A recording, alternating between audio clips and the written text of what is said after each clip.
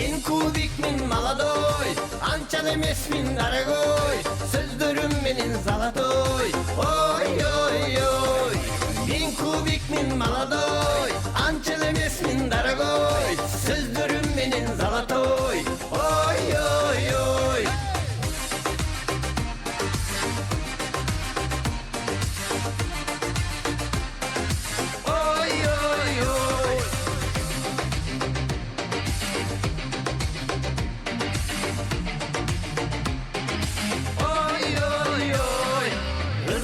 Sansız ırgelet, ırgalı ünüm termelet, ırın doğup tıngdasa, ırçığa ilham bergelet. Çelsen komuz dünderet, şer yazılgan gügelet, şekerde çıkkan talantan, çeçen bir kubik birgelet. Min kubik min maladoy, ançal emes min daragoy, sözlerim menin zalatoy, oy oy oy. Min kubik min maladoy, ançal emes min daragoy, sözlerim menin zalatoy, oy oy oy. Hey! Hatsa!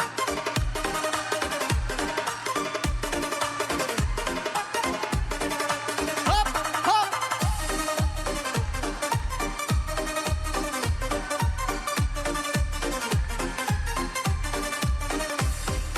Min kubik min maladoy, ançal emes min daragoy, sözlerim menin zalatoy, oy oy oy. Min kubik min maladoy, ançal emes min daragoy, sözlerim menin zalatoy, oy oy oy. Min kubik min maladoy, ançal emes min daragoy, sözlerim menin zalatoy, oy oy oy. Min kubik min maladoy, ançal emes min daragoy, sözlerim menin zalatoy, oy oy oy. Hey!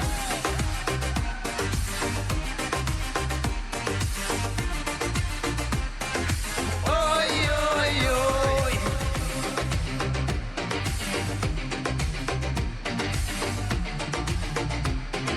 Oy oy oy.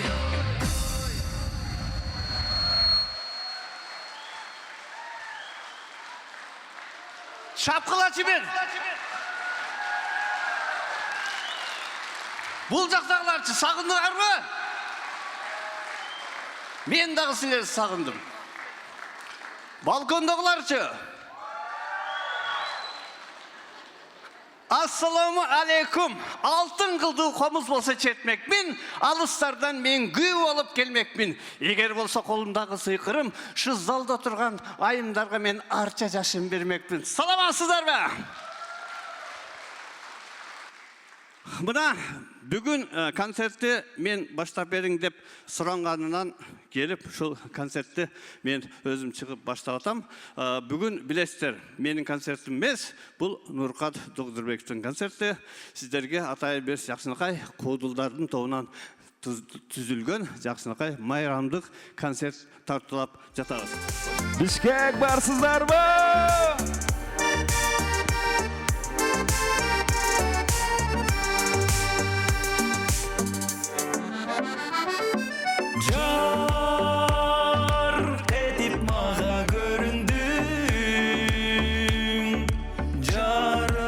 Açkan taң белең өзгөлөр байкап сезбегени өзгөчө асыл жан белең өзгөлөр байкап сезбегени өзгөчө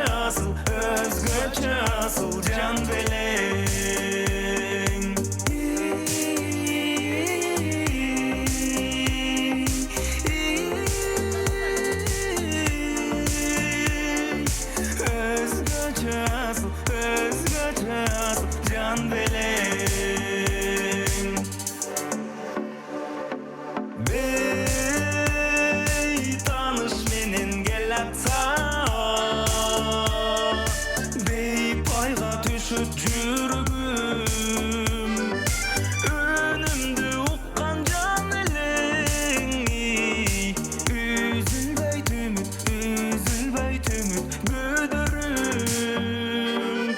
Önümde uqqan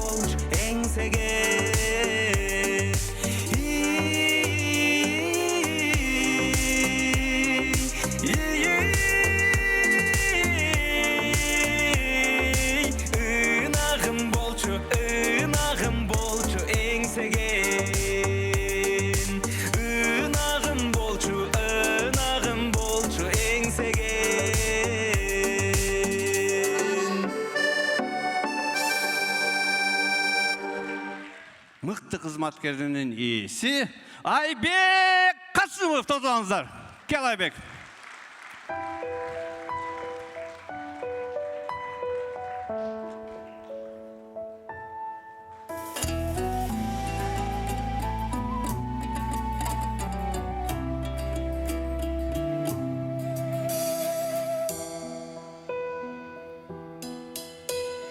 Тарбия бардығына бірдей берет, он бала болсын бағат ата ене. Абир оғошолуну бірігішіп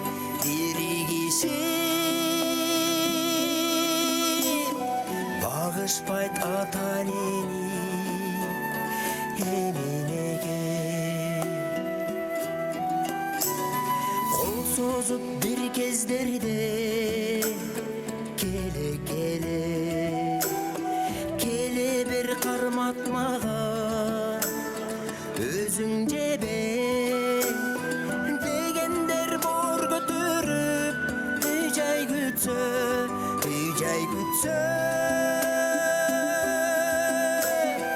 ұнытат ата енесін емінеге.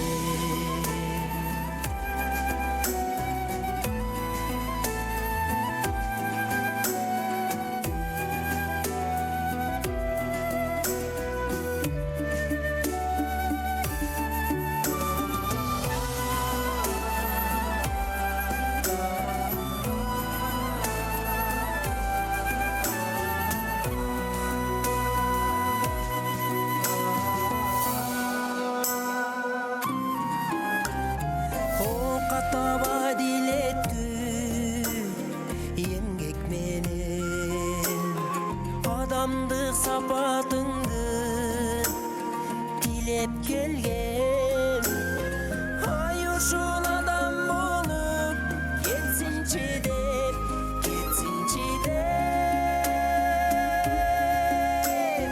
ата энең болчу өргөн жетелеген.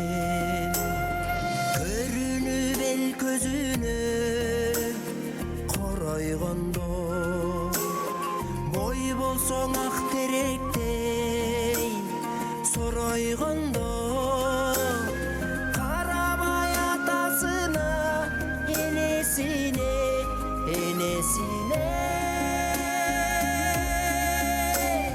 каймерес басып кетет чоңойгондо.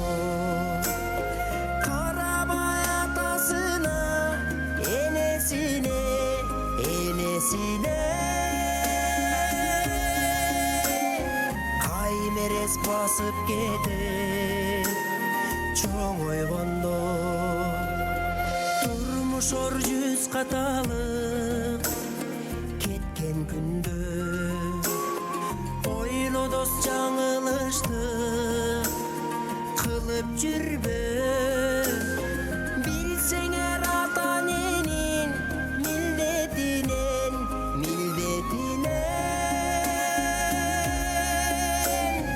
кутула албайсыңар тирүү күндө.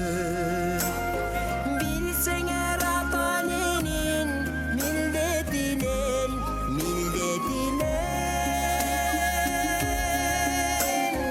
кутула албайсыңар тирүү күндө. Турдан учурганын унут койбо, адамдык сапатыңды астең ойло. Өзүңдү таш бордукту балдарыңдан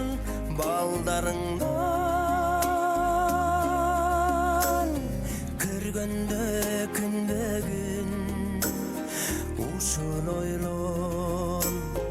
Өзүңдөй таш бордукту балдарыңдан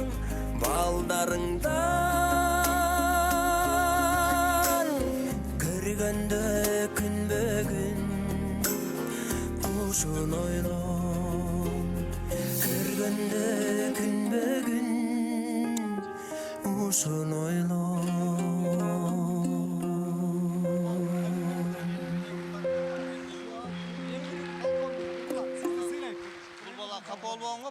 Чоң рахмат. Ал эми кийинки чыгарманы болсо бүгүнкү Нуркаттын чыгармачылык концерти кут болсун. Менин чыгармаларымды, ырларымды, аткарган ырларымды ошо кулагына наушник менен кунт коюп угат экен, дайыма угуп жүрөт экен.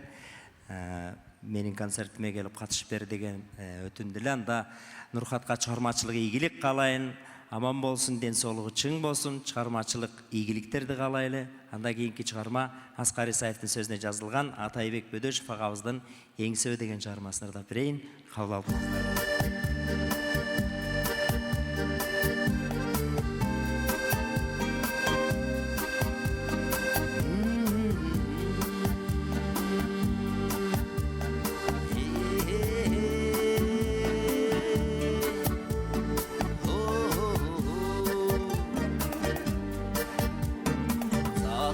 Кеткен элестер, түшпөсөң эске киместер.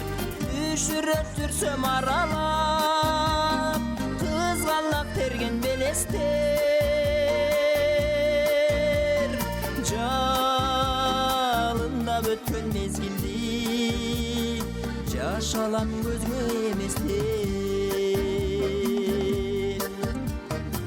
Үлтүргөн терсек сыдырым, сылаган жүзүң кыдырып.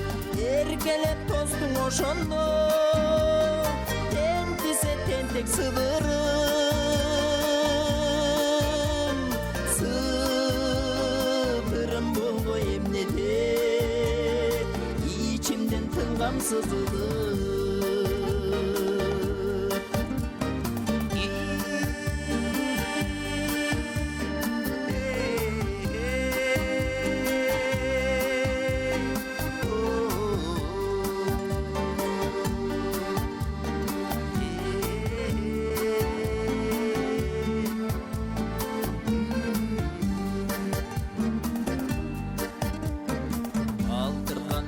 Караган, балтырың чийип канаган.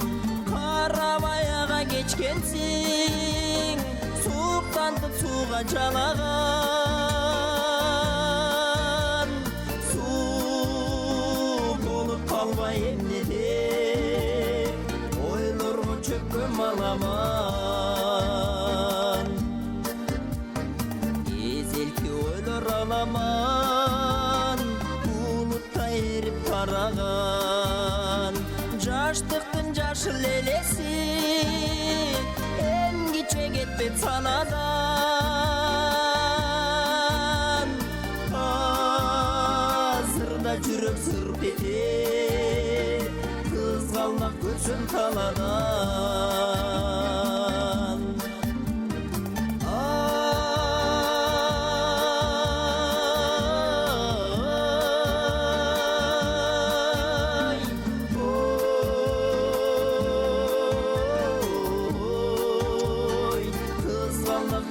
Taladan, kızgallak görsün taladan,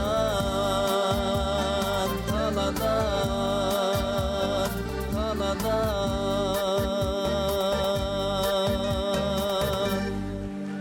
Дүркіреген қол чабылар.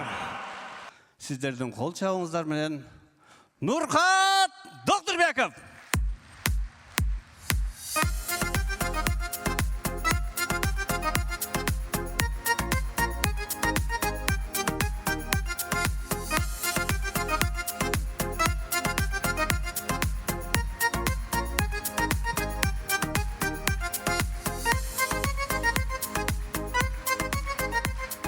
Мына, бұл сен емгегің қол чабылар. Рахмат, рахмат.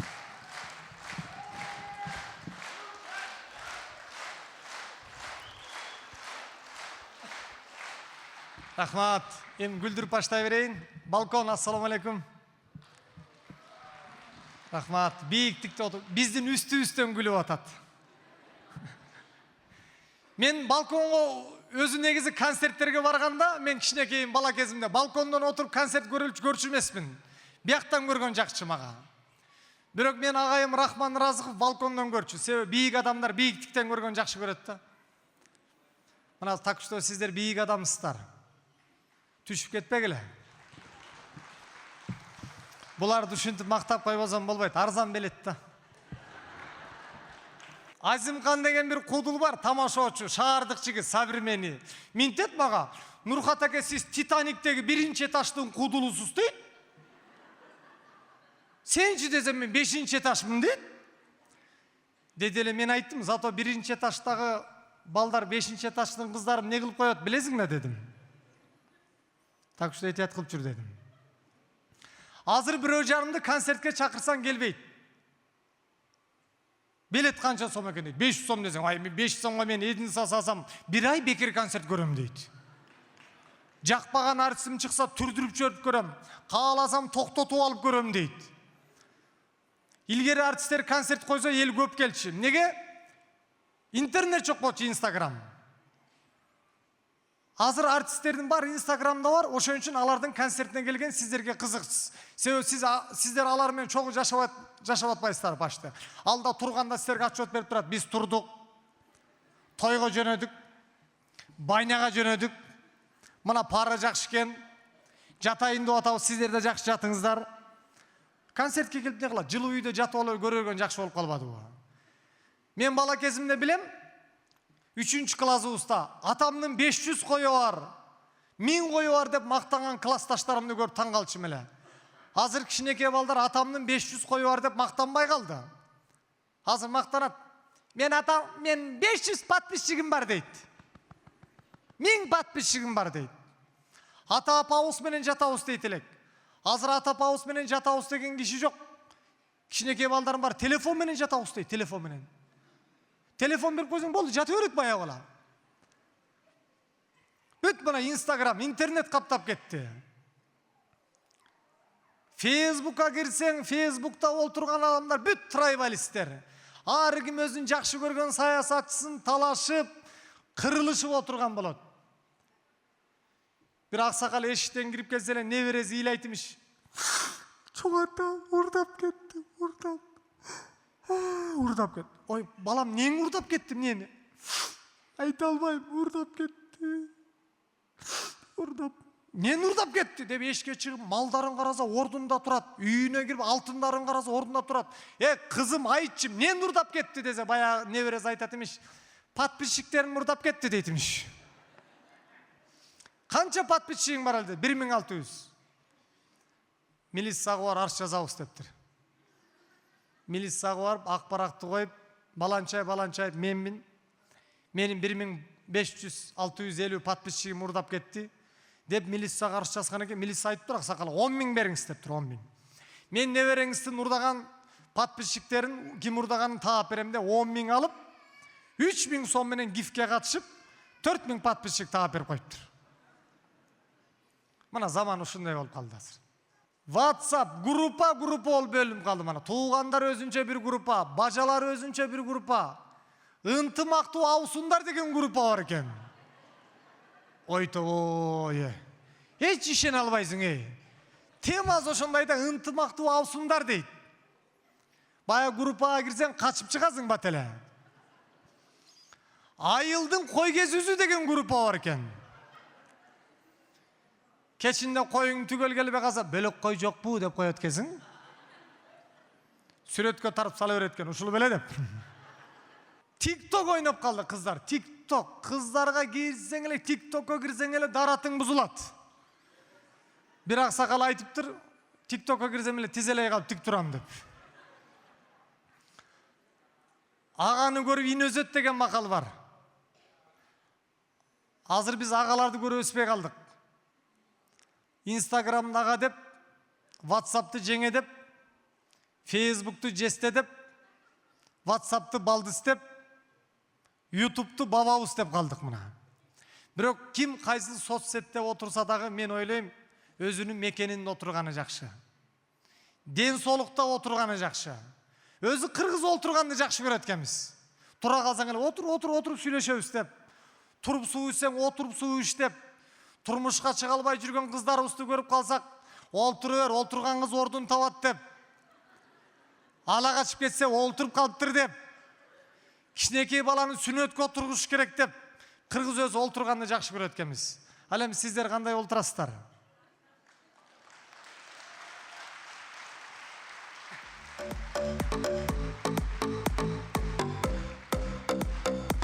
Рахмат. Сиздердин күлүп атканыңыздарга мен ыраазы болуп атам. Карзы жок мамлекетте жашап аткандай күлөсүңөр го. Башка мамлекетке карыз берип коюп ала албай жүргөндөй күлөсүңөр го. Кудайым ошо күнгө жеткирсин. Жаңылыктардан айтсын. Кыргызстан Республикасы баланча мамлекетке карыз берди деген күнгө Кудайым жеткирсин. Баланча мамлекетке Кыргызстан Республикасы карзы жок эле бекер акча берди дегенге Кудайым жеткирсин. Бирок ошондо да силер айтасыңар, не бер деп биздин акчаны. Жөн эле жашай бербейби, бербейле деп. Азыр айылдагы аксакалдар да газет окубай калыптыр. YouTube не дейт? Facebook деп калыптыр. Мен бала кезимде биздин чоң аталар газет окучу. Мен билем, кичинекейимде 1-чи классымда саясатчылардын сүрөтү чыккан газетин алып туалетке жөнөп калсам, чоң эле мурс эле. Кайыпкай? Эл башкарган адамдар турат. Жүзүн булгайсың. Уят эмеспи?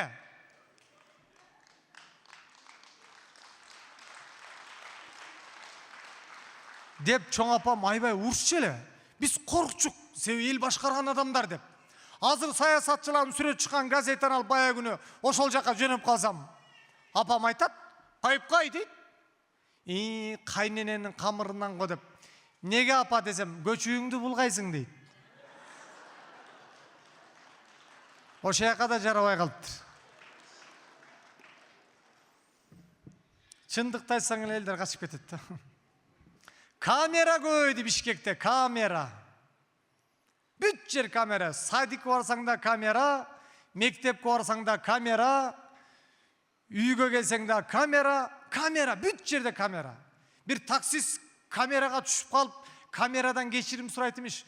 Камера брат, кечирип коебуз. Экинчи мындай кылбайм. Кредитим бар эле. Мени туура түшүнөсүз. Десе камера сүйлөй бериптир.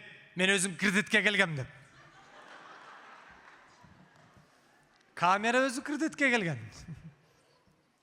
Мал сарайларга да камера коюп койду азыр мынакей. Соцсет, интернет өнүктү, мал сарайда камера бар. Бир коро уyu болсо камера коюп коет, үйдөн эле көрүп тура берет. Сары букам не кылып атат? Кара букам не кылып жүрөт? Бир кишинин 1000 кою бар экен, сарайдын ичине камера коюп коюптур. Жаз келип кой төлдөй турган учуру келгенде эле 150ден ашык кою төлдөбөйт экен. Чабанын чыкырып айтыптыр, жем дедиң, жем алып бердим. Чөп дедиң, чөп алып бердим. Эмнеге 1000 койдон 150 эле кой төлдөп атат? Десе чабан айтат имиш эме, шеф, просто мен туура түшүнөсүз, просто камераларды алып таш керек. Алып таш керек камераларды. Эми бая бай кишилер шаардык болот, анан неге камераларды алып таш керек десе, койчу маны минтип коет дейт. Эми просто кочкорлорго неудобно. Башты ортпа. Эчкилер 2ден 4төн төлдөп атпайбы, 2ден 4төн улак тууп берип атат десе, чабан айтат имиш, эме просто теке камераны көз килбейт экен деп коет дейт.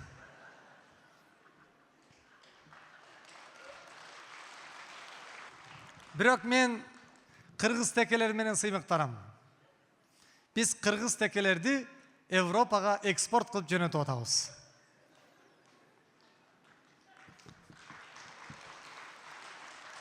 Рахмат. Куудул деген бул өзү кыйын өнөр экен. Себеби куудул болуш үчүн чындыкты айтпай койгон күнү сага эч ким келбей коет экен. Куудул бир сатираны бүгүн филармонияга айтсам, эртең Ошто концерт коем, Ошко өтпөй калышы мүмкүн экен. Ал эми ырчы оңой экен. Бир ырды жастырып коет, 1 жыл даярданат, үнүн көндүрөт.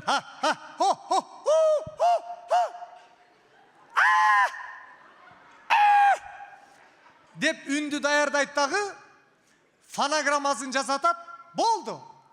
5 жыл окат кылат ошолор менен. 5 жыл.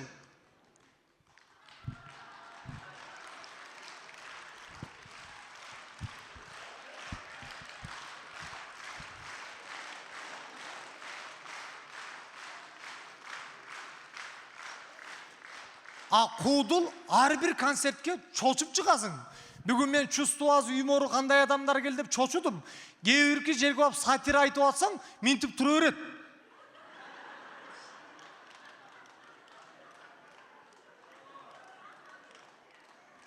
Таң каласың, Bir жерде жарым саат сүйлөдүм. Сүйлөп күлдүрүп атсам, bir киши алдыма басып келип, баштабайсыңбы концертти дейт.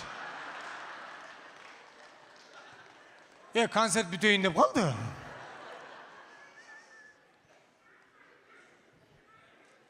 Таң калышты. Мына bir ырды 100 ырчырдаса болот экен, bir ырды 100 ырчырдаса болот экен. Ар ким бирөө эстрадный ырдайт, бирөө комусмен ырдайт, бирөө аккордеон ырдайт. Bir сатираны 2 куудул айтканга болбойт. Bir сатираны 2 куудул айтса, бирөөсү уже чабылат. Караңыздарчы, ырдык оңой экен, куудулук кыйын экен. Даже мен акындыктан дагы куудулдук кыйын деп ойладым. Акындар сөз таппай калганда комус болуп атпайбы? Чыңгыры чыңгыры чыңгыры чың, чыңгыры чыңгыры чың. Бизде комус да жок. Күлдүрүп чош керек ошол жерден эле.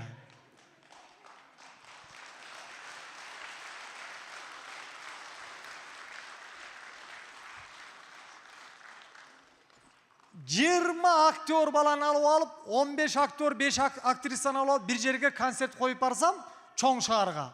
Атын айтпай эле коеюн, телевидение тартып атат, тура эмес. Концертке 3 киши келиптир. Үшөө келип алып, үшөө кыйкырат. Баштагыла концертти. Убактысан өтүп кеттиңер дейт. Деди эле айттым мен сахтага чыгып. 3 кишиге концерт болбойт. 3 кишиге кандай концерт болбогон эми? 3 кишиге. Десем, Европада иштеген кыргыздар экен. $100 $300 беребиз, 20 000 сом берели деди. 1 saat 40 minut концерт коюп берип койгула бизге. Деди эле, давай, койсо кой ал дедим. Деди эле алып баруучу чыгып концертти баштады. Ассаламу алейкум, бүгүн концертке кош келипсиңер. Нурхат Догдурбековдун концертин ачык деп жарыялайбыз деди эле жана үчөөбүзү тыпыр кожай коят. 3 эле киши. Анда мезен сахнада ырдын кезеги деп ырчы кызды чакырды эле, ырчы кыз чыгып 2 ырдады. 2 ырдап бүткөндөн мен чыкмакмын.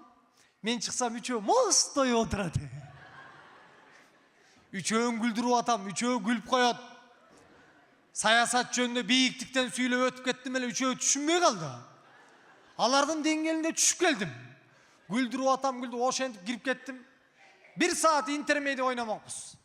40 мүнөттүк интермедиабыз бар эле, чыксак интермедиа ойноп атабыз. 20 мүнөт интермедиа өткөндөн кийин жана үчөөбүздүн бирөөсүнө телефон звонок келип калды эле. Алло деп алып концертти токтотту. Алло. Токтот! Токтот дем концертти. Аял экен. Алло жаным. Мен сарайга келген малдарды караганы. Былтыр калган кунандын көзү бүтүп калыптыр. Муну жоготпосок болбойт. Деп өчүрдү дагы. Баштай бер. 3 кишиге концерт коюп бүтүрдүк. Концерт бүткөндөн элдер артисттер менен келип сүрөткө түшүш керек эле. Биз артисттер наоборот 3 кишиге очередке туруп сүрөткө түштүк бирден бире. Мен түшүп коем. Сен түшүп кой. Ошентип 3 кишиге да концерт койгон күндөр болду.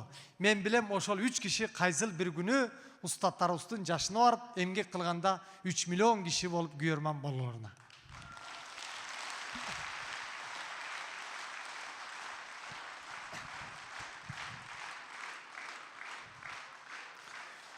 Шүмшүк деген бир ыр чыгыптыр. Лутфилла Бузурманкул урдайт экен. Жүрөсүң тык-тык, көчөдө шүмшүк. Ошолор менен концерт койду. Лутфилла Бузурманкул Ош шаарында Шүмшүк аттуу концертте чакырат. Деди эле Ошто эч ким барбай койду, шүмшүктөр жок экен. Ошол эле концерт, Шүмшүк аттуу концерт Бишкек шаарында болот деди эле. Бишкекте анча-мынча шүмшүктөр келди. концерт алып баруучу чыгып баштап, Шүмшүк аттуу концертке кош келипсиңер. Барбы Шүмшүктөр деп эле кыйкырды.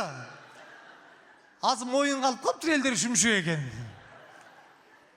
Ушундайдыр болобу? Шүмшүк дейт, деп ошентип концерт коюп, концерт бүтүрүп аренда жаба албай калды эле. Экран коюптур, экрандын акчасын доолаган орустар Шүмшүктөр. Баягы Шүмшүктү кубалап, Шүмшүк акча таппай, кредит алганы банкка барып, банктагы Шүмшүктөр проценти жок кредит беребиз деп алдап Шүмшүк. Ошем Шүмшүк талкалап кетти. Ошо Шүмшүк жөнүндө сүйлөп аткан бүгүнкү сиздердин мен Нурхат деген кудулуңуздар, мен деле Шүмшүк болуп турам.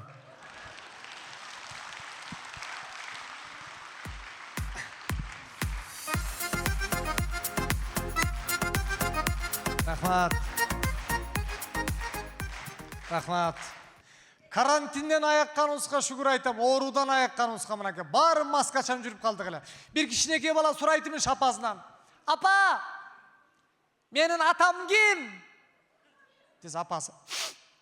Балам, сен карантинде төрөлгөнсүң.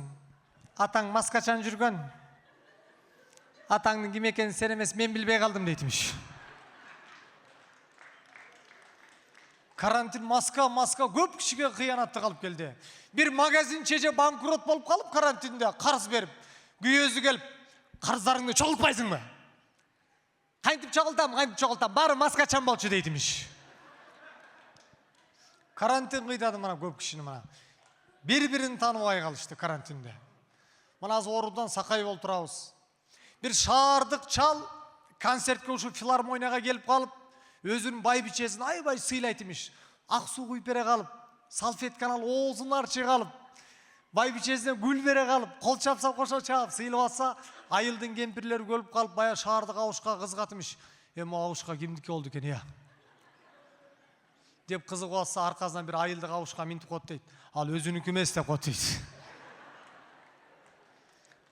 Себеби кыргыз өзүнүкүнө караганда бирөөнүкүн жакшы сыйлайт экен.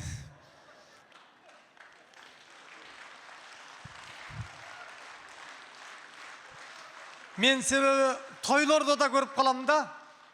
Эми тамада болуп чыгып калабыз, акча табыш үчүн. Үй бүлө багыш керек. Тойлор коруп калсаң да агаларым бар. Өстөрүнүн аялы менен антракка чыгып калганда мындай серьезный бийлейт. Мына сыр бербе, мага айтым.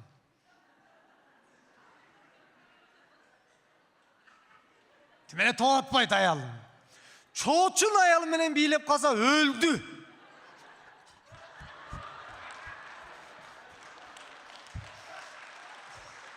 Качан барып тигинин күйөөсүн көргөндө токтоп калып, кайра жүрөй тартып көрсө. Кыргыз өзүнүкүнө караганда бирөөнүкүн жакшы сыйлайт экенбиз. Бүгүн концертте өзүнүкү менен келгендер өзүңөрдүкүн сыйлап отургула. Бир жерге концерт койгону барып, эми концерт баштайын деп атсам, зат кылып чыгып минтет, эшикте балалуу бир аял турат. Ыйлап атат. Күйөөсү чочун аялы менен кирип кетиптир концертке. Ошо эркек чыгып кетмейинче концертти баштабай туруңуз. Айланайм, мен не күнөөм мага? Десем, залдын светин өчүрүп туралы, сиз айтыңыз. Залда чочун аял менен бир эркек отурат. Чыгып кетиңиз. Десеңиз, биз светти өчүрөбүз, чыгып кетет деди. Деди эле сахнага чыгып, азыр 5 мүнөт свет өчөт дедим. Бир чочун эркек чочун аялы менен отуруп алыптыр. Ал эркектин аялы баласы менен эшикте күтүп атат. Бир кудулдун концерти үчүн бир семья бузулуп кетпесин деп светти өчүрдүк. 5 мүнөттөн кийин свет күйдү. Залда эркек калбай калды.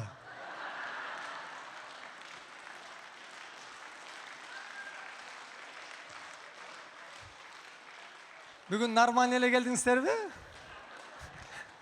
Могу жактын чувство юмору мыкты экен билинип калды. Жарымынан түшүнөт экен. Оны олар не кылып отурганын деле билбейт, Мындай эле отуруп атат ушу. Ушу бирдеке айтып атат деп атат. Бир жерге бар 2 саат концерт койдум. 2 саат сүйлөдүм, күлдүрдүм, эч ким күлбөйт. Konsert бүткөндөн кийин 20 мүнөт кол чабышты. Жакшы нерселерди айттың дейт. Ушундай да зыртылдар бар. Күлкү 7-8 түргө бөлөт. Кээ-бирлер сатиранын өзүнө гана күлөт, кээ-бирлер элестетип алып күлөт. Mo elestetip gülgöndör kudulga jaman pateşke çıgat da. Alar sözgö gülöt, arkasından elestetip alıp gülöt, anan özünçö gülöt. Bir ele gülüp koygondor jaman. Aha! Al oşo satira gana gülöt buna. Elestetip gülüş керек. Satira деген аргандай тонки юмор менен айтып келет. 9-мартка караган түнү таңкы саат 3-тө күйөөсүн айтат эмиш. Жаным, сусадым. Susadım deyim. Dese kүйөөсү. Jat! Kıçkaç mene men çukup alam azır. Jat! Dese ayal aytat emiş. Kıçkaçka çıksaң su ala kelçi.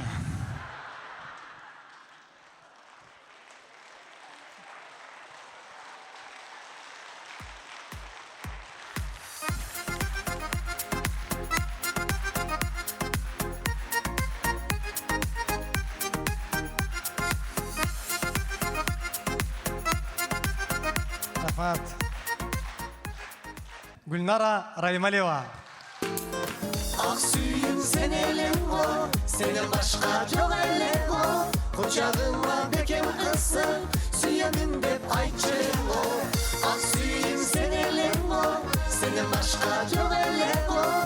Kucağıma bekem kızsın, suyamın dep ayçın o. Kucağıma bekem kızsın, suyamın dep ayçın o.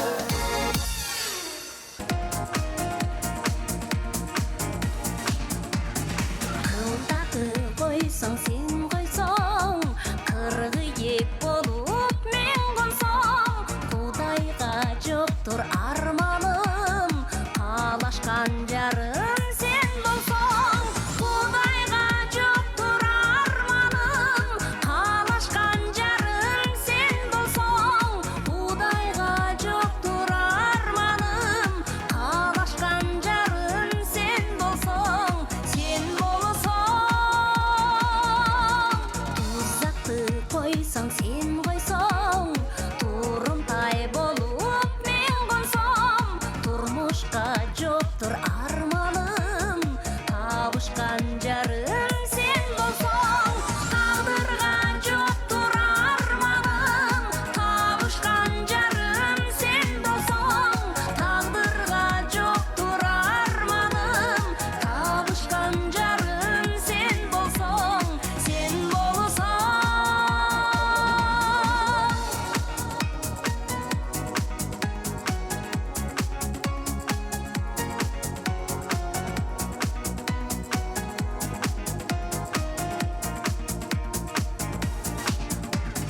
Самаған ойлар тынчыбай, саналар дайым чынчылай. Сағынған жандың илебин, өзіңден башқа ким тояр. Сағынған жандың илебин, өзіңден башқа ким тояр. Сағынған жандың илебин, өзіңден башқа ким тояр. Ким тояр.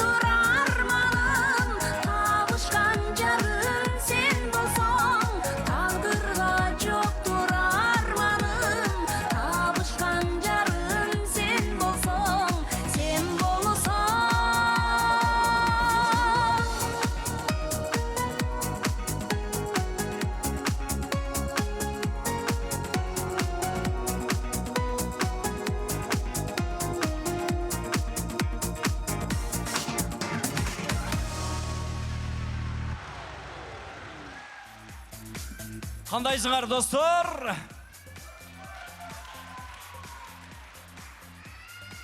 Мен таныдыңар да. Мен бұл Instagram дайыма сілерге жаңылық шығарып тұрам. Сілерді историяға тартып, естелікке, тарихқа қалтырам. Біреуге жақшы комментарий, жаман комментарий жаздырам.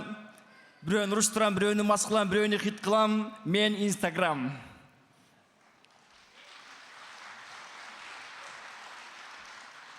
Біреу арықтап атады, толып атады, біреу қашын кестіріп атады, біреу тамақ жеп атады, біреу той беріп атады, біреу ырдап атады, біреу билеп атады.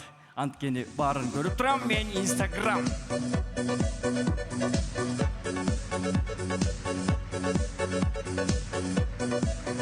Ассаламу алейкумдар, қандайсыздар, жақшысыздарбы? Дегенде WhatsApp-тан жооп беріп қойып тұрсаңыздар, барғаннан жооп беріш керек та.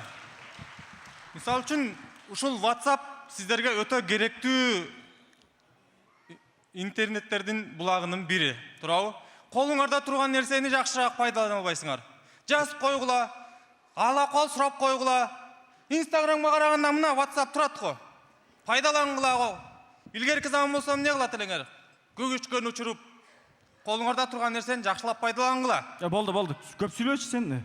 WhatsApp-ымда мен. Аябай көп сүйлөйт экенсиң. Кулак ооруп кетти, мээ ооруп кетти. Жөнчү.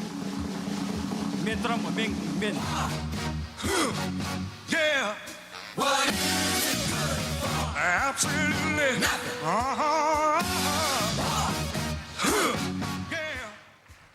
Жұмыртқадан қыр іздеген, тырнақтың алдынан кір іздеген, мұнда içinde ит өліп, мұнда қарамүртөз адамдар, қандайсыңар? Өзімізге өзіміз қол чабабыз. Өзіміз жақшы көрбейміз. Біз бар дүние қызық, біз бар шоу бизнес қызық, біз бар саясат қызық. Фейсбуктағылар, фейктер, қандайсыңар? Ай азаматтар. Сенің өңің жақшы емес, маған жақпайды сенің. Ол тоқтап бір жерден тоқтап. Болғай сенің.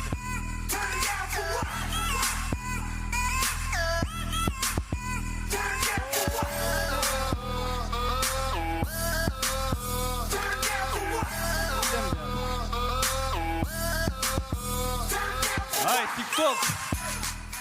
Сен сөйлеп ойлай қойшы бұл. Билеп қал лучше сен, давай, билеп. Қана. О, қират.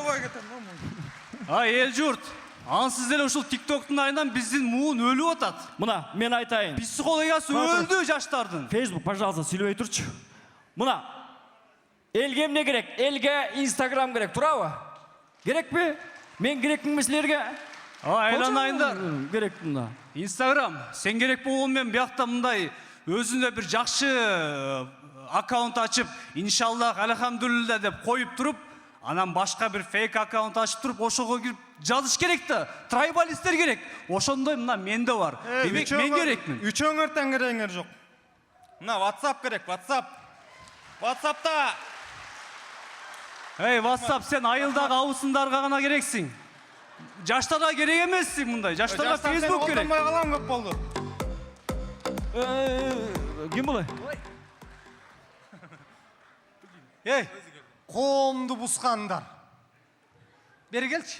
Facebook, бері келші. Трайбалист. Ей, бір саясатшының қолда отырып өліп қаласың бір күні. Қырғызды бөлгөндөрдің тұқымынан еркек туылбасын. Ең тура. Анам неге бұлар туылып отады? Бұлар бөлінбейді. О, айланайын. Мына ушылар да бөлген. Ушыларсыз Facebook қызық емес. Сен маға жақпайсың. Нарқы. Ей жаным, сен керексің.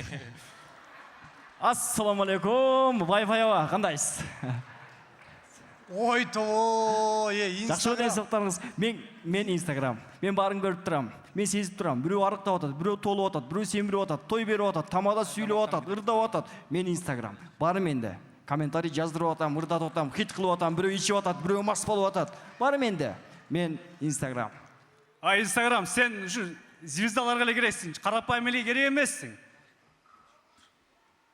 Instagram, сен маға керексің. Мені гифке қошып қойшы. Подписчик өз менің гифке қошып қойшы. Senin gereğin yok. Siz gelseniz hemen bileğim gelet tam. Ay! TikTok'tun Kırgızga gereği yok. Kırgızdın kızları hiç kaçan çeçinip çıkan emez. Git. Туп тура. Getsin. Getsin TikTok. Getsin. Getsin. Вах, құтылдық бірәсінен. Emin Instagram geçsin he. Hey, TikTok'tun gereği yok. Facebook gereksin. Gerek mi? Şu Facebook'a sağa komentar yazıp mamleketті bölüp atkanlarga bölbe деп айтчы Facebook. Sen ушул эле кемчилигиң бар, болду. Ой, антып айтқаным менен мага акча түшпөй албайбы. Мен ошон үчүн жаралгам. Мен бөлүп жарыш үчүн жаралгам. Трайбалистик Ya, кылып, aynen, aynen. түндүк түштүк кылып бөлүш керек менин милдетим. Biz Ukrayna'ga okşop 50 bin emespiz. Biz daha başka mamleketke okşop 100 bin, biz 6 milyon eribiz. Oşonu bölbeyle jön koyçu Facebook.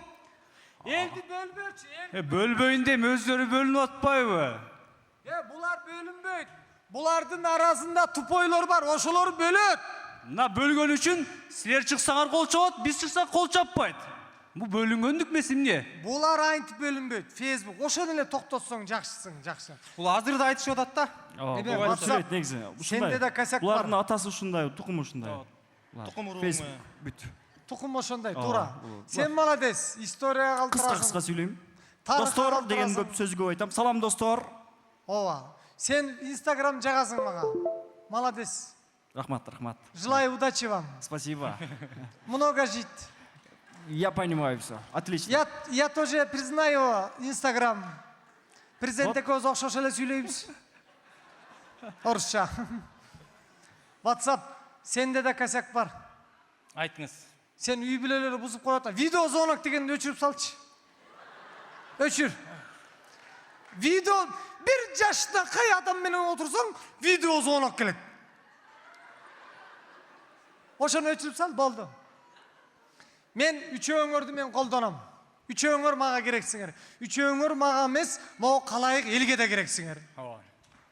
Ырыңар барбы? Бар. Ырдагыла мен дирижер болом. Ырбы. Дирижер болом. Ыр бар, биз табабыз, болбосо табабыз. TikTok'tu кошпогула. Сөзүн деле билбейт. TikTok'tu араңарга кошпогула. TikTok'тун кереги жок. Болду. TikTok'тун айынан 14 жаштагы кыздар 5ти төрөгөн эне болуп калды. TikTok'тун кереги жок. Ыр.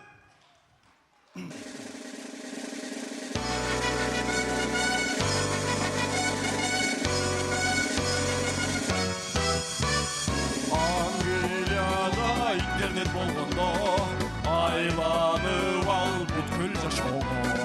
Ак жол тойлуу уруп аталды, айга барбы сүйбөй койгонго. Интернет ойлорум сен, бүтүндөй жүрөккө орнодуң сен. Көңүлсүз болуун өчүп алсам, бар болгун интернет сен. Интернет ойлорум сен, бүтүндөй жүрөккө орнодуң сен. Бактылуу болуун өчүп калсам, бар болгун интернет сен. Бол, рахмат. Жүрөгүм ооруйт менин. Артылып колуң башкага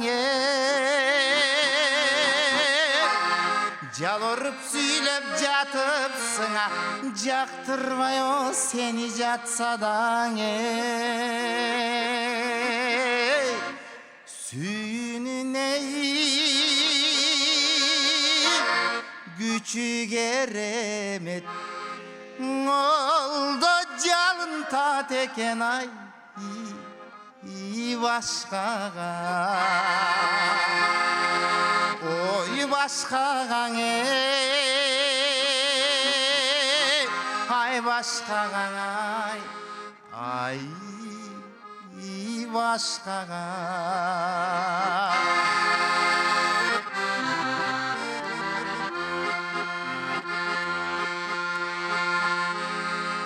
кара кера минсем токтобой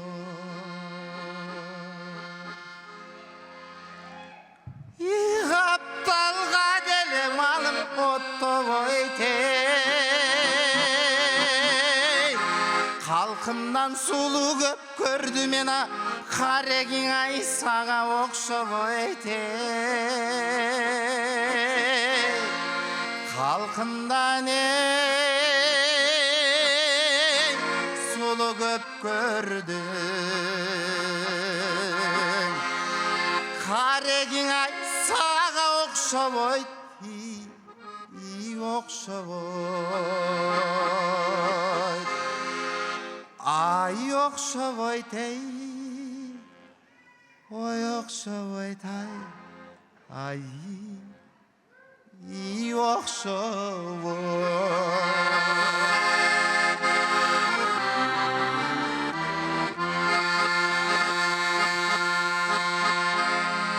кызылды минсем токтобой ой кыраңга деле малым оттобой Кыргыздан сулу көп көрдүм мен ай кылыгың ай сага окшоп өйтей кыдырып сулу көп көрдүм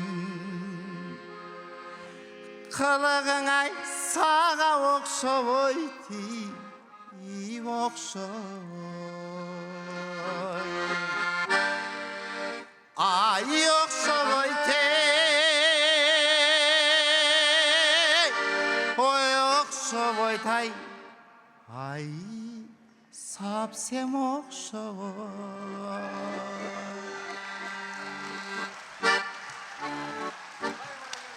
Qol chap ketdi.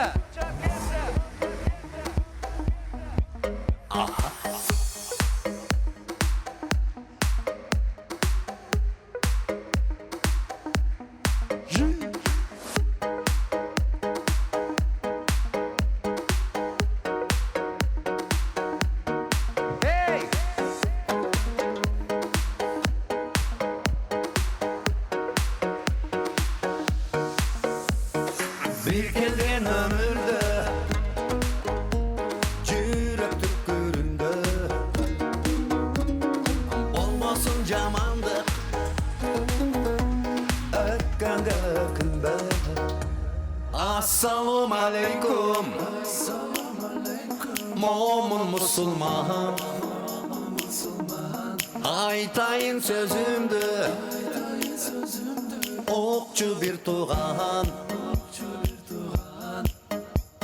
Жүректі иман, о жаратқандан Сыйырмақ пайда, қиянат қылба Ассалаум алейкум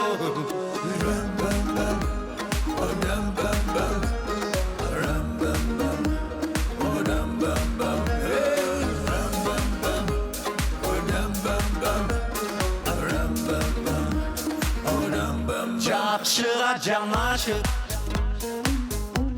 Jamandan adaşıp Uluğa hurma Küçüğün zat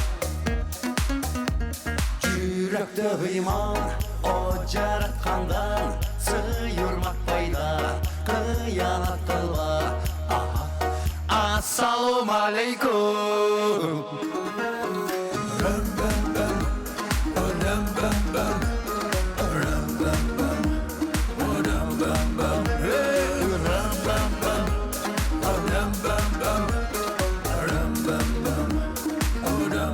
Yürekte iman o jaratkandan Sıyırmak payda Kıyanat kılba Assalamu aleykum Qol chap ketdi. Hey!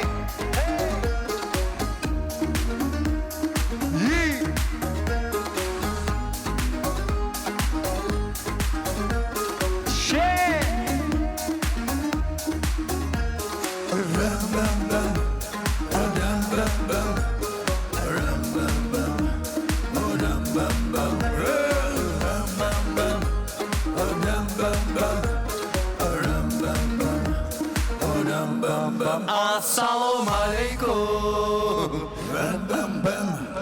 Assalamu aleykum. Жалғыз Жалғызымсың ақ сүйімді жаралған, жалғызым бұл жүрегімді қайнаған, жеп бар жету жасмин болып буралы, жылдыз нұрын айтып өткіз асыл зат.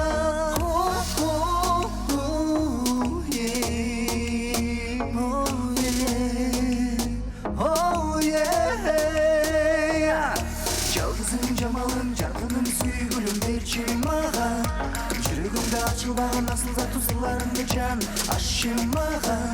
Жалғызым асылым, қандай зат, асыл зат.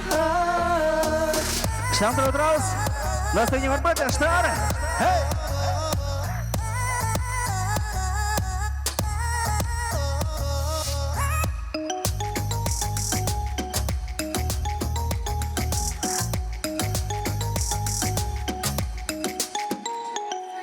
Çağılğanday köştü sezim çarptı, Жарқый düştü ottoy ısık sezimge.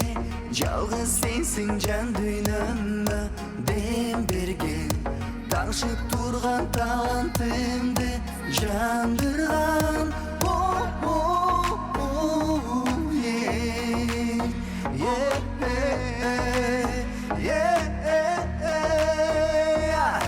Жалғызым жамалым, жарқыным, сүйгүлім берші маған, жүрегімді ашылбаған асыл зат тұсыларымды жан ашшы маған. Жалғызым асылым, қандай зат, асыл зат.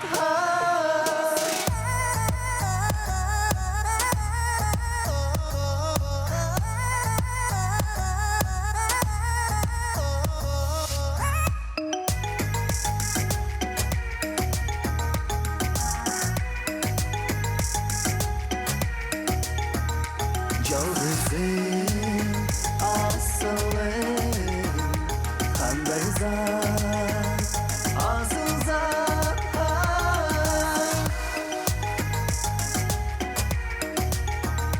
Әрдайым асыл зат айымдар, бар олыңыздар, майрамыздармен чын жүректен құттықтаймыз. Чоқ рахмат.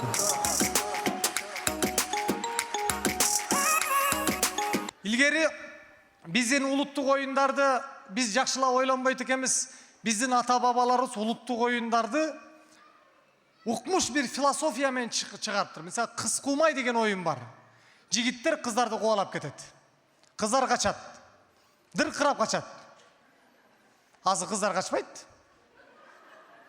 Азыр кууган деле эркек жок аларда.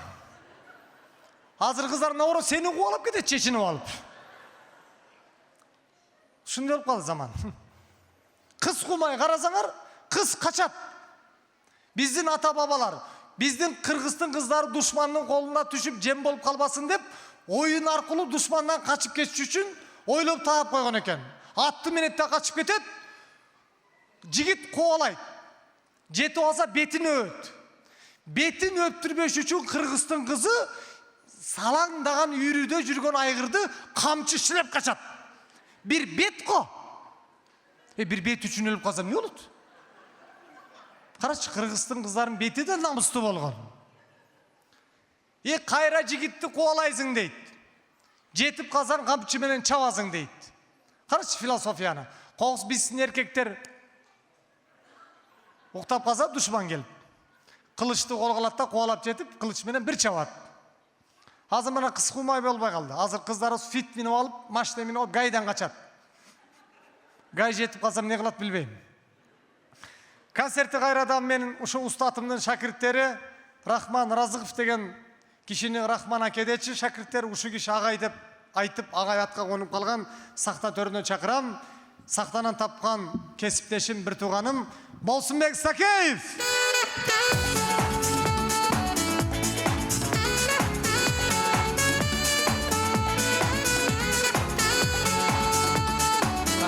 Rahmat. Menin bir tuğan ağam desem de olat. Mаңдай жарык, бүгүнкү кудул силишке марык. Менин жакшы көргөн цифрам 8. Bu bir tuvalet emez.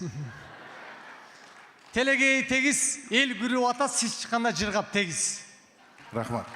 Bolsun aka, sizdin ырыңыз hit болуп атат. Elдің бардығы Болсынбек Ыстакеев жөнүндө сүйлөп калыптыр.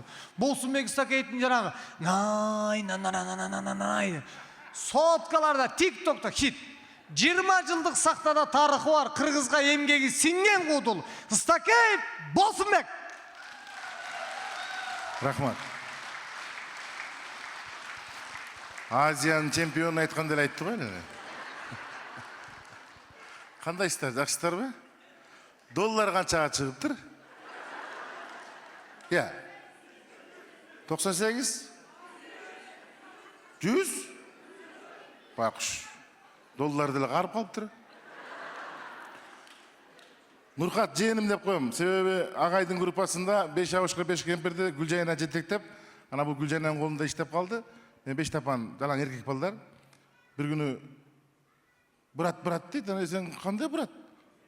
Men sen taykeң bolam dedim. Desem kандай taykeң bol? Sen Rahman'ın tarqagan bolsok, sen kızdan tarqap otarsın, men erkekten tarqap otam dedim. Ошондон жээн деп коем, анан көпчүлүк жээним деп койсом эле кандай тайкең болот деп коет. Жээниме чыгармачылык ийгилик каалайм. Агайдын эң акыркы кенже шакирттеринин бири анан ушул инибиз той берип калыптыр. Кадам коюп келип калдык. Кош келипсиңер агайындар. Нурхат негизинде өтө таланттуу бола. Көрөт атасыздар, талантында бир необычный таланттуу, мындай бир элде жок. Кээде өзүм таң калып калам мунун талантын көрүп алыпчы. Бирок бул баланы дагы көп кыргыз эли биле элек, буюрса эмиден жаңы ачылып келатат. Буга аз көп киши таң калбайт.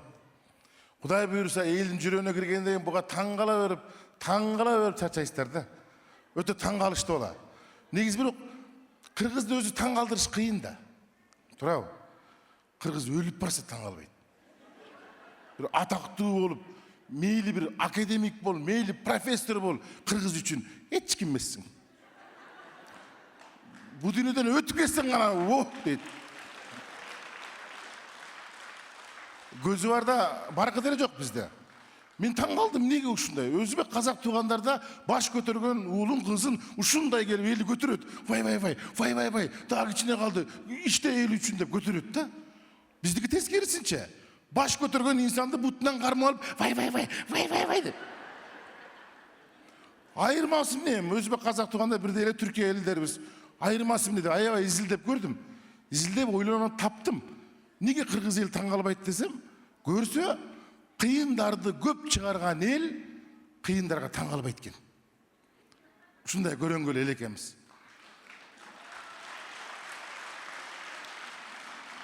Biz kırgızlar navorot düğünleri taң kaldırabız. Турабы? Şel üçün her bir elin özünün batırı var. Mongoliyaga barsaңар, Чыңгыз хандын эстелиги шаарларында айкелдери аттын үстүндө турат, кылыч көтөрүп, найза көтөрүп. Амир Темурдуку деле Өзбекстанда ат минип турат эстелиги. А бизге келген туристтер могу спорт сарайдын алдына барып алышып, жанагы атты минбей эле кайратты көтөрүп турган кожоңкулду көрүп алышып. Adашып коюп алганбы дейт экен эле. Бизден не деген залкарлар чыккан? Вообще акылга сыйбай турган. Мисалы үчүн мына сиздердин чөнтөгүңүздөрдө 500 сомдогу Саятбай атабыз. Жалгыз өзү 500.553 сап ирип айткан киши. Мындай дүйнөдө болгон эмес. Мындан кийин болобу бир эле Кудай билет. Мына ушул кыргыздын баласы. Ушунчалык көрөнгөл экенбиз да. Мыскалап Австрия Москвага барып, Сталиндин алдында концерт койгондо жана Алымхан деген ырдын кайырмасын 3 мүнөт созуптур. Деген боюнча апабыз 3 мүнөт кетип калыптыр. Апабыз созуп бүткүчө Сталин эшикке чыгып 1 сигарет чегип келиптир. Не деген залкарлар жаратканбыз. Бизди кыргызды таң калтырыш үчүн бир такыр адамга окшогон бир необычный болуп калып эле таң калтырбасаң, жөнөкөй оңой менен таң калбайт. Мына жакында 3-4 жыл мурда bir talenttуу bir bala çıktı Kırgızistan'da. Muz kanaldan çıktı ele, barostan kalıp çapkavuzdan 10 kovuzdan düştük o. Cana. Çesnok. Kayrat Kırgız. Kanıkeydin erkegi.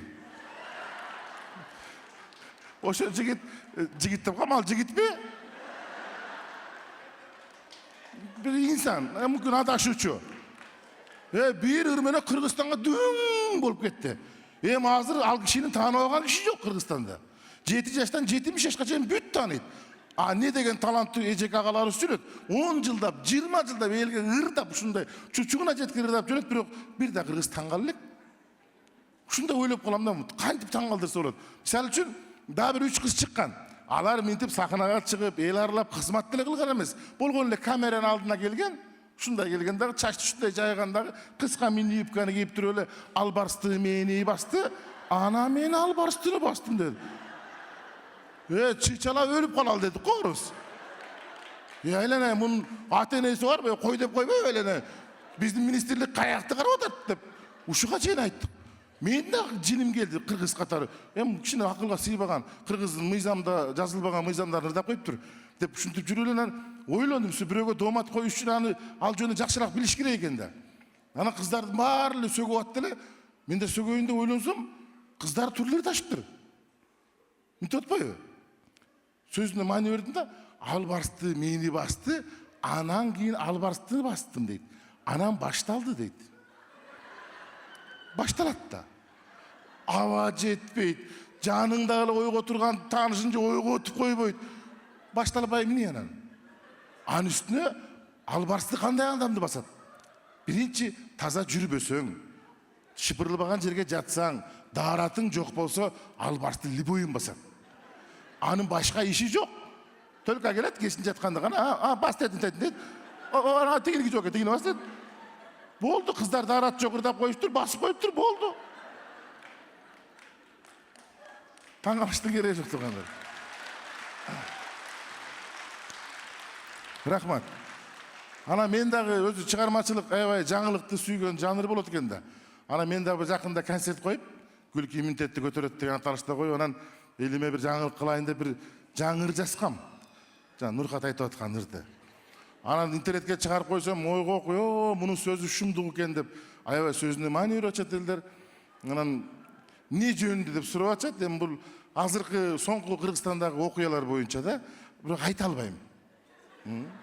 Айтайын дейм, бирок айта албайм. Ырдын маанисинен өзүңүздөр түшүнө аласыздар. Маэстро койсо.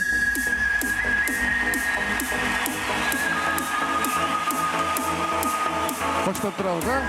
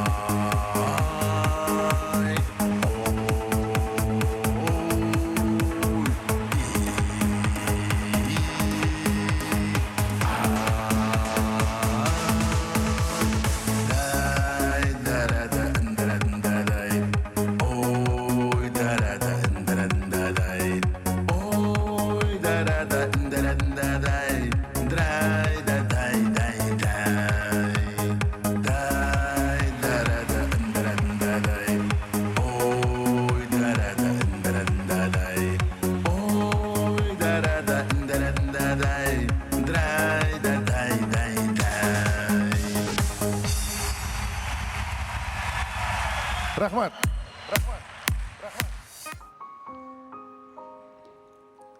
Мекеним, сага келдим. Алоолонгон отуңа күйүш үчүн. Азабыңды түбүнөн билиш үчүн. Жетпесем да баркыңа таштап кетпейм. Кандай болсоң, ошондой сүйүш үчүн. Мекеним, сага келдим. Жамгырың ачыланып суу болууга, душмандардын жолуна чуу коюуга, келиш керек өзүңө ар бир кыргыз. Кыйын күндө кармаган туу колуна.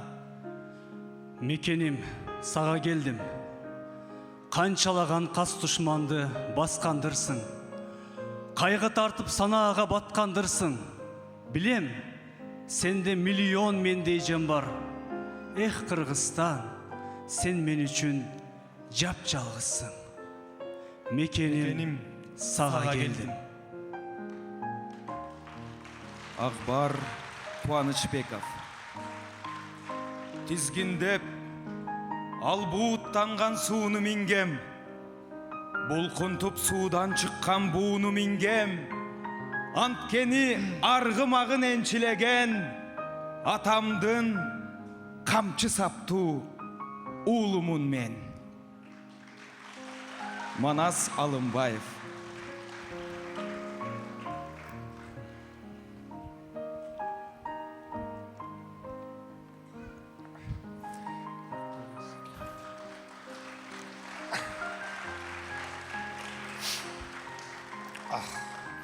Мекеним, мен да сага келдим.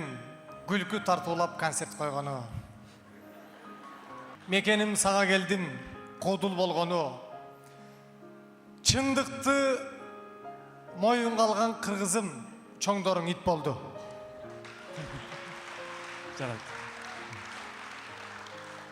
Биз бул жакта мындай серьезный темада поэзия айтып атабыз. Бул эмне деген чыгыш? Мен сага не серьезный айтып атам. Ошон үчүн күлүп атат го булар. Мен деле серьезный айтып атам. Сүйүү жөнүндө болсун эми. Сүйүү? Ооба, сүйүү. Сүйүү. Сүйүү жөнүндө, давай. Сүйүү жөнүндө айткылачы. Сүйүү жөнүндө. Сүйүү. Жашасын сүйүү.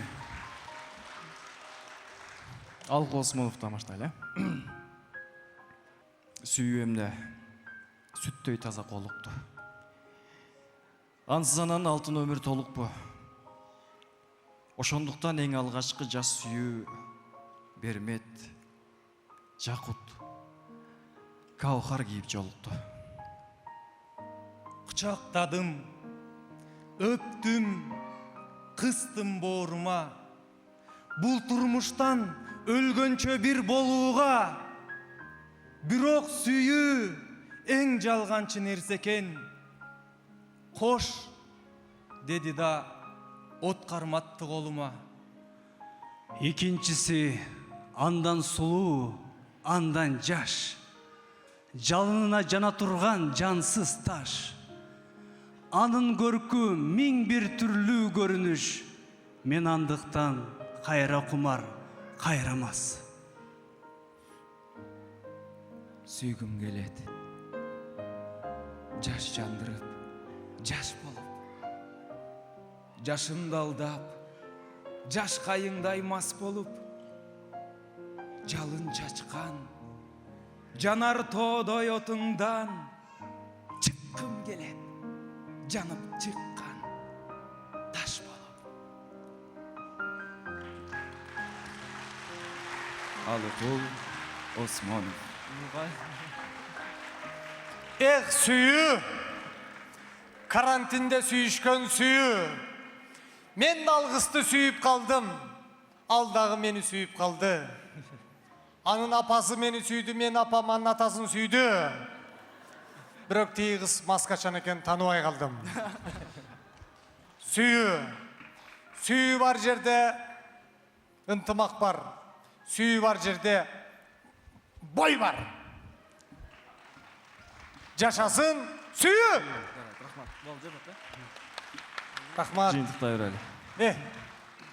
Жашырларды окудуңар балдар. жер жөнүндө, сүй жөнүндө. Рахмат силерге. İçiңерде кири жок балдар кезиңер, İçiңерде кири эмес, онун ичинде майда жок окшойт. İç агарам бар экенин күмөн. Кол чабынын баркы кетип калды. Кол чабынын. Bir аксакал айылдан шаарга тойго келген экен, эми тамак жейин десе эле тамада тойду баштап калыптыр. Кол чаап койгула, кол чаап койгула. Эми тамада бысмылда деп тамак жейин десе эле аксакал тамада 2 жаш келет, кол чаап койгула дептир. Эми тамак жейин десе эле кол чаап койгула. Дебегенен аксакал 5 саат кол чааптыр. Ачка. Той бүтүп, кемпирин айтты, сал дасторкондон пакетке. Үйгө барып жейбиз. Үйүнө барып пакетти жайып, келем кемпир тамактан алам. Десе кемпир айтат эмиш, ай абуш азыр эле тамак ичип келдик го. Зато азыр кол чаап кой деген эч ким жок. Кенен жейбиз. Деп абуш кыз менен кемпир шашпай тамактанып атып. Абуш кыз айткан го, телевизорду сайып койчу, телевизор. Телевизорду сайз эле телевизордо концерт болуп аткан экен. Bir alıp barıp kol çaap koy dese. Öçür.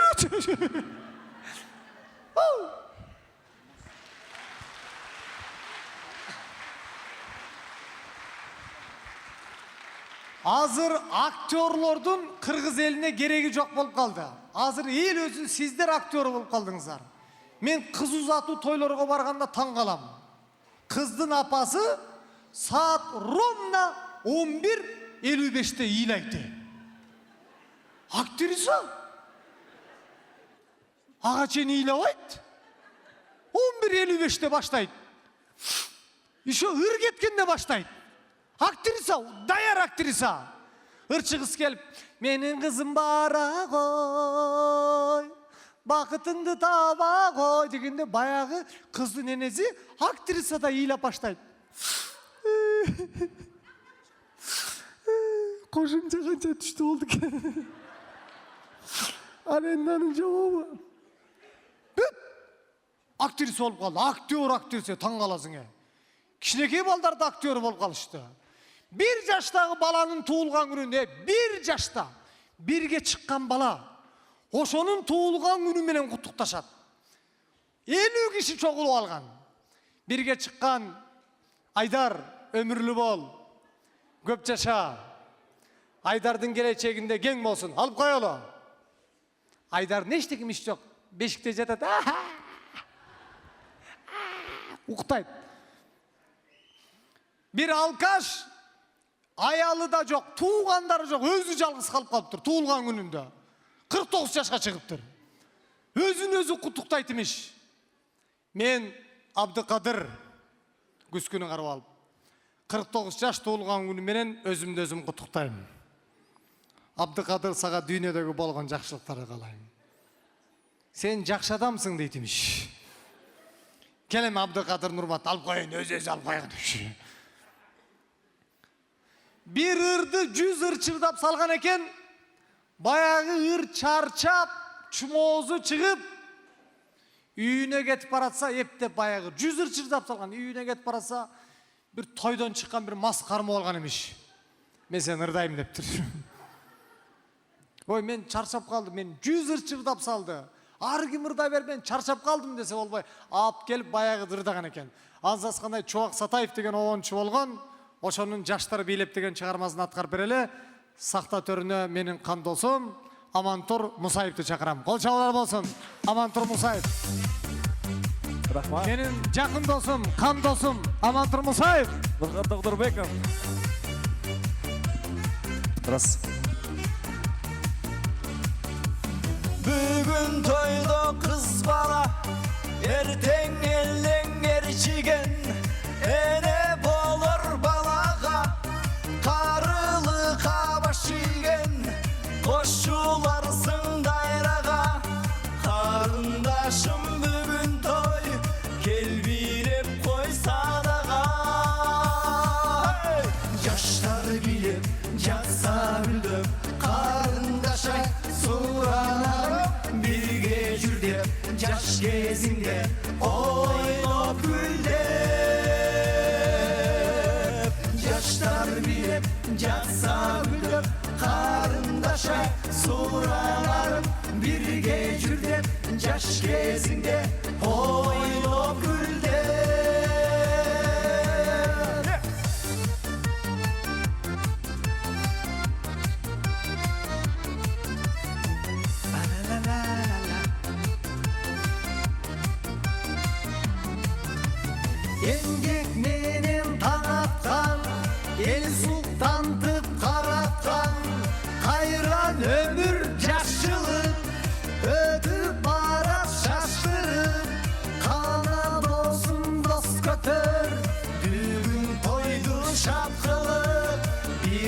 ырдайлы каткырып жаштар билеп жатса гүлдөп карындашай суранарып бирге жүр деп жаш кезиңде ойноп күлдөп жаштар билеп жатса гүлдөп карындашай суранарып бирге жүр деп жаш кезиңде ойноп күлдөп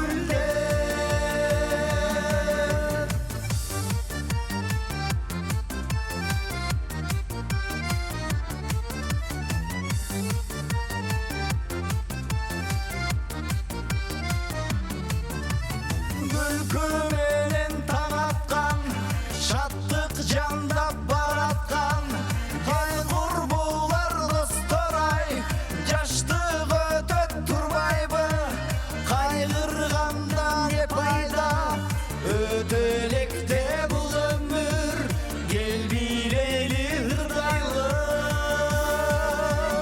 жаштар билеп жатса гүлдөп карындашай суранарып бирге жүр деп жаш кезиңде ойноп күлдөп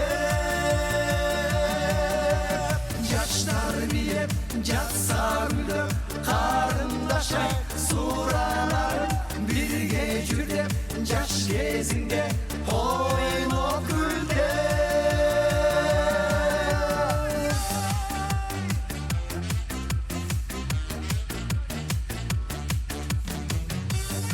Амантур Мусаев.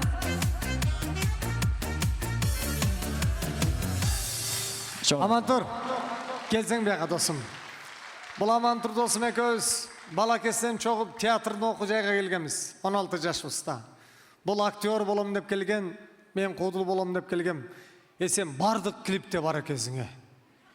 Елдер айтып атады, "Мол жігіт башқа жұмыс қылады" деп атады. Башқа жұмысың жоқ бұл. Актерлар жөнінде бір анекдот шығарып айтып қойсаң? Айтсаң? Актерлар жөнінде анекдотыңды. Қайсы анекдот? Актерлардың айлығы деп аттың ғой жаңа. Қодылдарға шеніш жоқ та негізі. Шенбеш керек бұларға. Актерлардың айлығына шеніш жоқ дейді да. Айтайын. Емеге мен Бишкек шаһардық театрда іштеймін. Жаш актерлардың қатарын толықтаймыз. Бұйырса, шул театр тармағында қызмет өтіп келе жатабыз. Кинода, клиптерде. Фестивальдарға барып қалабыз, башқа спектакльдерді алып барып башқа мемлекеттерге. Питерге спектакль алып барып қалдық. Бір Америкадан келген актермен сөйлесіп қалдым. Анан маған қызық болды. Мен сұрадым. Америкада актерларға қанша айлық төлейді? Десем, ал айтады. Бізде дейді, Америкада мемлекет театр $50,000 ай сайын айлық маяна төлеп береді. А мен таң қалдым. $50,000 төлеп береді. Ооба, $50,000. Англисче айтып атады да. Мен қырса. Анан тек айтады, ошо $50,000 дейді. $40,000 мен мисалы бассейнге барам дейді, залға барам дейді, өзімді қарайым дейді, тренировка қылам дейді, квартираға төлем дейді. Қысқасынан $10,000 қайқа қоротот, мен білбеймін дейді. Сілерде қанша төлейді деп сұрап қалды да менден. Мен де намыстанып кеттім. Бізде де $50,000 төлейді дедім. Десем тіге таң қалып, шындап өле, сілердің мемлекетіңер жақыр. Сілердің мемлекетіңер $50,000 төлейді. Мен айттым, жоқ дедім. Мемлекет ошол $50,000 сомдун $10,000 сомун берет. Қалған $40,000 сомун актерлар қаяқтан табады, мен білбеймін дедім. Актерлар табады, байғыштар тамада болады дедім, клипке тартылады. Біздің актерлар азыр эми ушундай, бирок Кудай буйруса, заман жакшы болсо, албетте актерлар баалай турган актерлордун театрдын күнү келет болуш керек. Жалпы театрга келиңиздер, спектакль көрүп туруңуздар буйруса чакырат элем. Колдон келишинче. Рахмат, Амантур Мусаев, бар бол досым. Рахмат. Мен кыргыз кинолорго силерге кете капамын. Американын кинолорун көрсөң таң каласың. Островдун үстүнөн камера келип, шаарга кирип, жаңы машинелерге кошулуп, бир зданиянын алдына машина токтоп, ичинен актерлор түшүп кирип кетет, кино башталат. Ушу силер кино тартсаңар эле, күйөөзү мас болуп уктап аткан, кири жуулбай калган аял, мусор, Силер деле тартпайсыңарбы? Жакшы жерлер тартпайсыңар. Мисалы, Фрунзе менен келип туруп, Плошотко келип туруп, Ак үйдүн алдын көргөзүп туруп, здайнага кирип кеткиле. Болбойбу айтсаңар? Болот. Буйрса, мына сен айттың, эми болду тартып болду. Буйрса. Ошого таң калам мен силерге. Аман Турмусаев, бар бол досум. Жакшылыкта көрүшөлү.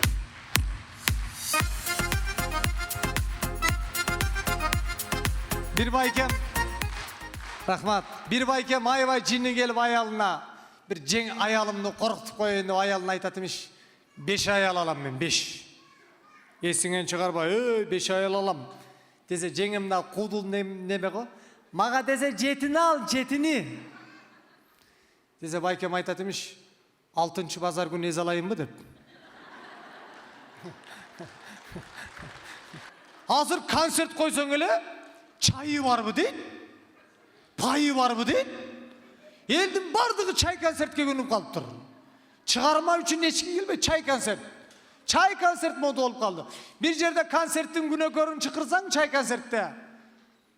Күнөкөрдү кол чап алыңыздар, бүгүнкү концерттин күнөкөрү баланча десең, элдер чай ичип отурган болот.